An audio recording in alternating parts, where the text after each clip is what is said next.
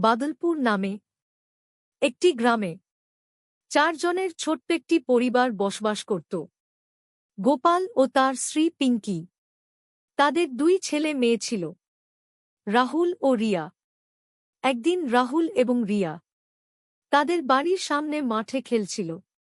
ঠিক সেই সময় একজন বৃদ্ধ মহিলা তাদের কাছে এসে বলে, তোমরা সোনার গ্রামে যেতে চাও?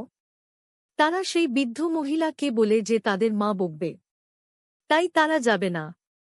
বৃদ্ধ মহিলা বলে, তোমরা চলো আমার সাথে, আমি তোমাদের অনেক চকলেট দিব।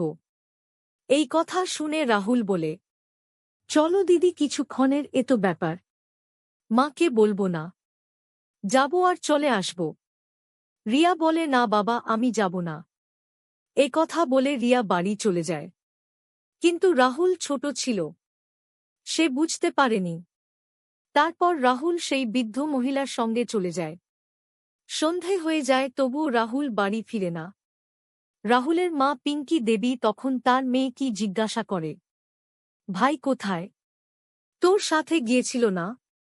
তখন রিয়া ভয়ে ভয়ে বলে, ভাই একজন বৃদ্ধ মহিলার সাথে গেছিল। সে কথা শুনে রাহুলের মা চিন্তিত হয়ে পড়েন। ঠিক তখনই রাহুলের বাবা আসেন। এসে বলেন, কি হয়েছে? তখন রাহুলের মা তার বাবাকে সব বলেন।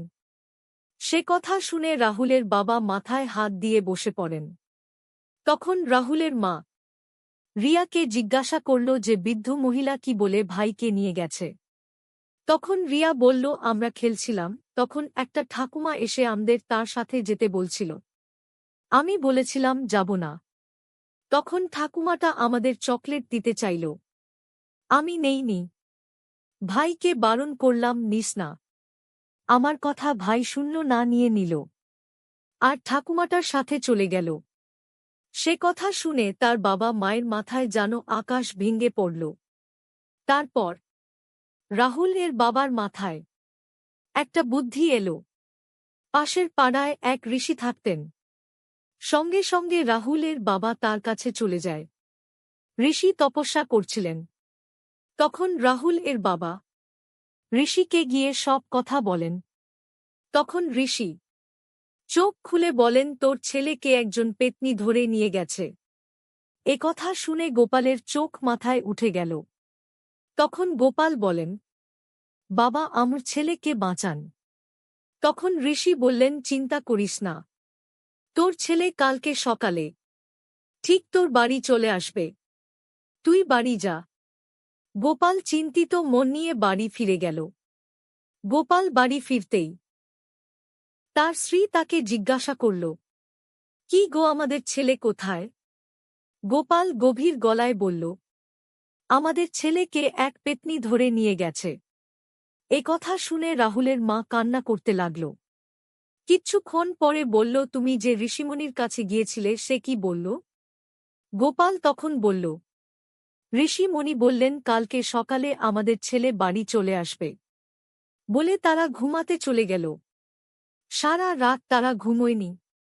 পরের দিন সকালে তাদের ছেলে বাড়ি চলে আসে।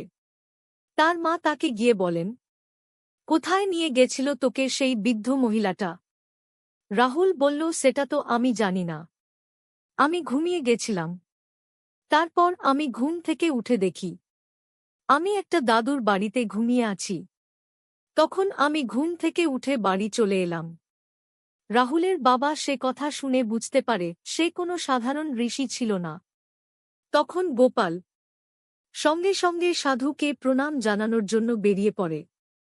সেখানে গিয়ে দেখে ঋষি নেই। তখন গোপাল বাড়ি ফিরে যায়।